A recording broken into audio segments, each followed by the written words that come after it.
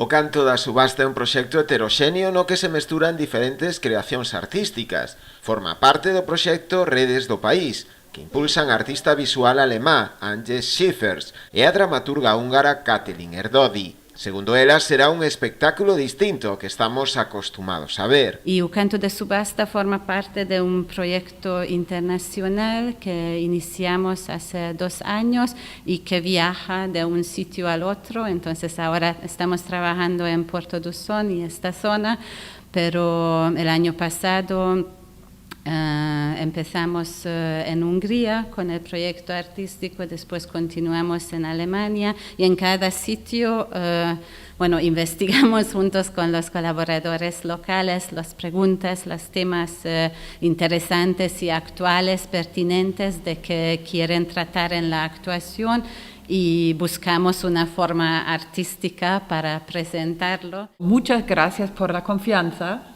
¿no? Porque es lo que se necesita, ¿no? Tener confianza uno al otro, que al final todo va a salir bien, aunque al principio no sabemos, ¿no? qué va a ser.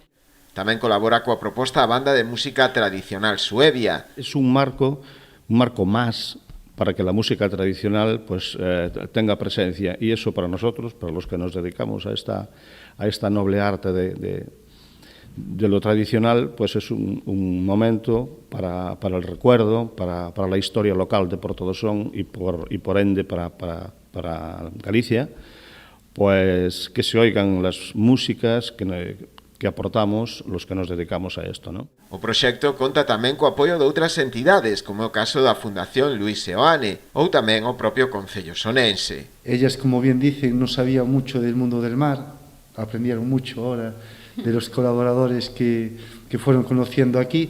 Entonces, conjuntamente, creo que viene gente de Corme, con las rederas de Portosín, con los marineros de aquí de Porto do Son, incluso de otras localidades, como puede ser Queiruga, como bien dijeron, con Rogelio, que es de todos conocido. O espectáculo terá lugar este vindeiro sábado a partir das 7 da tarde na Praza de España, para chegarse posteriormente ata a Lonxa, onde se desenvolverán tamén varias actuacións.